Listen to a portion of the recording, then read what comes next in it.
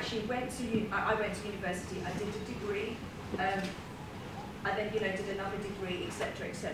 Those things worked in my favour, and they actually really helped me to progress a career in football. Being female and being girls, as we know, we're very much underrepresented. That means that actually, this is a very, very important and crucial time for all of you, whether it's in football or any other sport, because there is a need for more people like you to be ambassadors, to be role models.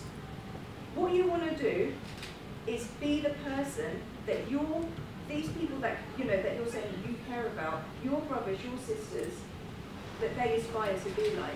All these skills, these life skills that some of you may take for granted, they are very, very important, and they will outweigh any of the other things, because you may be good at a certain academic subject. If you don't have those life skills to back it up, it will be very challenging for you growing as you grow older.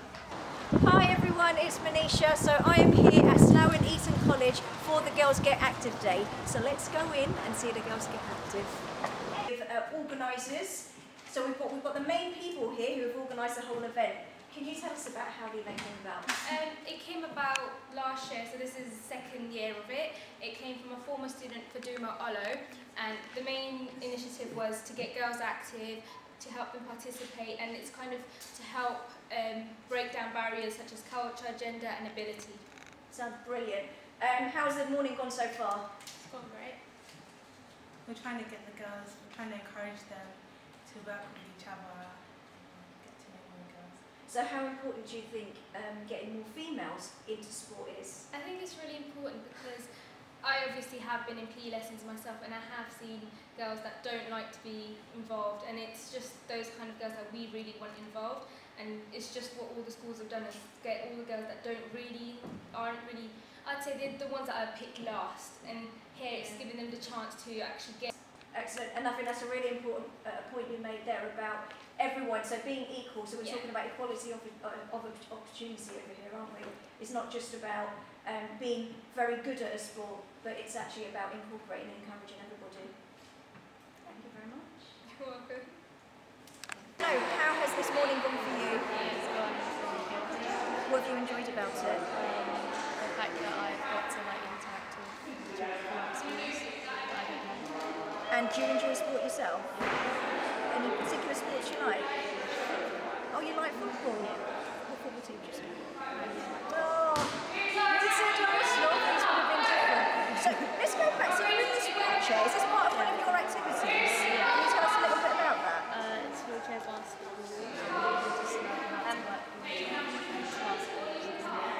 Wheelchair basketball. And how has this been different to when you play, when you've actually taken part in basketball without the wheelchair? It's like harder because you got to realise the hands and the wings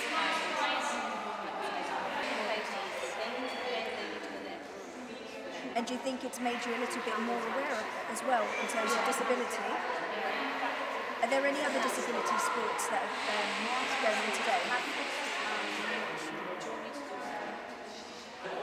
Nishika's from Arborvale School. Nishika, what have you been up to this morning? What activities have you taken part in?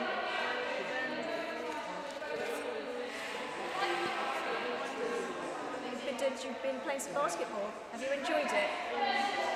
Is that one of your most favourite sports, or is there another sport that you like better? That's your favourite sport. And you were it was the disability basketball in the wheelchair. It was wheelchair basketball. How was that different to when you play basketball normally? Was it fun? Are you enjoying yourself so far? Are there any sports you're looking forward to today? Maybe javelin? When I talk about cultural barriers, it was, so being Asian and being female, like I said to you, when I was growing up, there was very little opportunity for girls to play football. Being Asian on top of that, and those of you who are not just Asian but actually come from an ethnic minority background will understand other barriers. So for my mum, it was very much about how the community would see an Asian girl playing football and then being dressed in, you know, dressed in clothes that perhaps are not seen as being very feminine. So I'm here with Head of PE, Ellen Corking. Ellen, can you tell us how important you think it is to you that girls do get active and involved in sport? Okay, I think it's probably one of the main priorities for girls. They all need to be physically active all the time, and that's what today's about. It's getting girls that don't necessarily engage in PE to come and be physically active and to be on par with the boys, and to make sure that they understand the importance not just of being part of the sports team, but for their overall health in the future as well. So in your opinion, do you think that there is still a problem of an underrepresentation of girls and women in sport generally? Definitely. Our main barrier still is parent backing, allowing the girls to participate in sport outside of the school day. With the new government initiative of saying that all children need to be doing at least 2 hours of PE, we can engage them during curriculum time, but we still do struggle to get girls on the competitive side or even on the recreational side turning up to our clubs. We have the same girls that turn up for everything, and the main problem is because the parents don't value it and aren't backing it and aren't allowing their girls to be engaged in sport. We definitely find it is a cultural barrier still as well, that more of the white British children are engaging and a lot of the African children, whereas the Asian girls, we still struggle to get all of them engaged in sport as much. And I can understand that being Asian myself, which is how imperative do you think it is to have role models from ethnic minority backgrounds, particularly those from Asian and the black community? Oh, it's so valuable. There are more and more, obviously, role models of different cultures at the top flight now in sport. So it's important to use those role models to try and get the girls on side. I think the main thing though is in PE is making sure that they enjoy it and they can send that message home that it's fun, it's enjoyable and they're getting a lot out of it. So they will want to stay after school and want to participate and join clubs. But that's another barrier for girls, is there's not enough clubs out there for them. There's plenty for boys, they have plenty of football teams, rugby teams, and there still isn't enough backing for the girls so they can participate in those sports they like. And perhaps in terms of trying to help overcome that barrier, it's brilliant that you've actually got young leaders who are organising, who are actually from, it's very culturally mixed as well, acting as role models and ambassadors who can potentially help.